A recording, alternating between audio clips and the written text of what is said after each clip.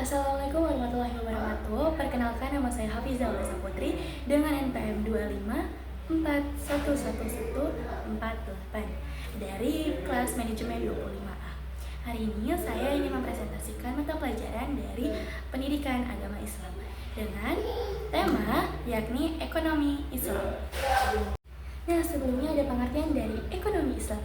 Ekonomi Islam adalah suatu cabang ilmu pengetahuan yang berupaya untuk memandang, menganalisis, dan akhirnya menyelesaikan permasalahan dari ekonomi yang dengan cara-cara Islam. Cara-cara yang didasarkan atas ajaran Islam, yaitu berlandaskan Al-Quran dan Sunnah Nabi. Selanjutnya ada definisi dari ekonomi Islam. Menurut Manan, ekonomi Islam adalah cabang sosial yang mempelajari masalah ekonomi yang dipahami oleh nilai-nilai Islam.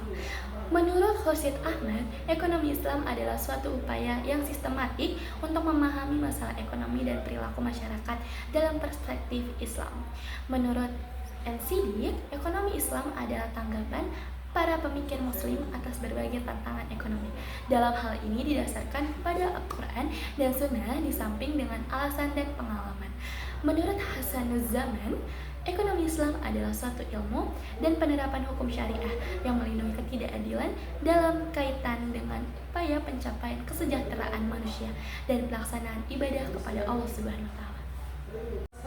Ada tujuan dari ekonomi Islam. Tujuan ekonomi Islam yang pertama, meningkatkan ekonomi lebih makmur, menciptakan ekonomi yang adil dan merata, mewujudkan perekonomian yang stabil, mewujudkan perekonomian yang selarasi, perekonomian yang menjamin kemerdekaan, menciptakan ekonomi yang umat dengan mandiri.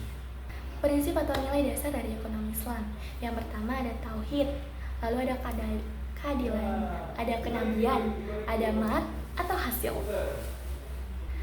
Dan selanjutnya ada lembaga-lembaga dari ekonomi Islam yang ada di Indonesia. Ada Bank Umum Syariah, Pasar Modal Syariah, ada Baitul Mal wa Tammi, ada lembaga gadai, serta asuransi syariah. Pengertian dari bank syariah. Bank syariah adalah bank yang melaksanakan kegiatan usaha secara konvensional atau berdasarkan prinsip usaha syariah yang dalam kegiatannya memberikan jasa dalam lalu lintas pembayaran.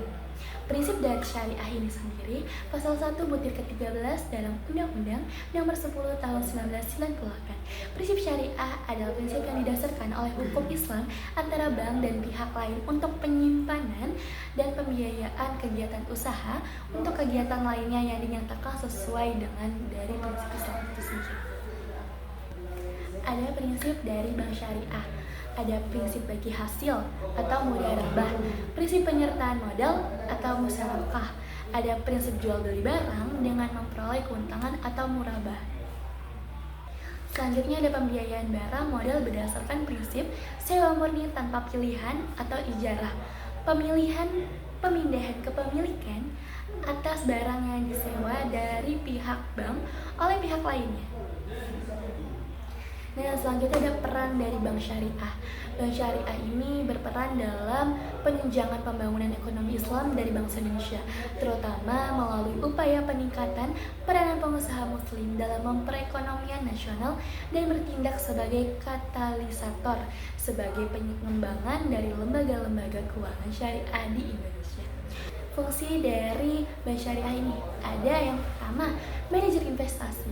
Manajer investasi ini bahwa bank syariah tersebut merupakan manajer investasi dari pemilik dana yang dihimpun karena besar kecilnya pendapatan atau bagi hasil yang diterima oleh pemilik dana yang dihimpun sangat tergantung pada keahlian, kehati-hatian, dan profesionalisme dari bank syariah itu sendiri. Selanjutnya ada investor. Investasi yang sesuai dengan syariah tersebut meliputi akad murabah, sewa menyewa atau leasing, musyarakah, akad mudharabah, akad salam atau istisna, pembentukan perusahaan atau akuisisi pengendalian atau kepentingan lain dalam rangka mendirikan perusahaan perdagangan produk dan investasi untuk memperdagangkan saham yang dapat diperjualbelikan. Selanjutnya ada jasa keuangan. Bank Islam juga menawarkan berbagai jasa-jasa keuangan lainnya untuk memperoleh imbalan atas dasar agensi kontrak atau sewa. Selanjutnya ada fungsi sosial. Konsep perbankan Islam mengharuskan bank-bank Islam memberikan pelayanan sosial apakah melalui dana pinjaman sesuai dengan kebajikan, atau zakat dan dana sumbangan sesuai dengan prinsip-prinsip Islam tersebut. Selanjutnya ada definisi dari pegadaian syariah.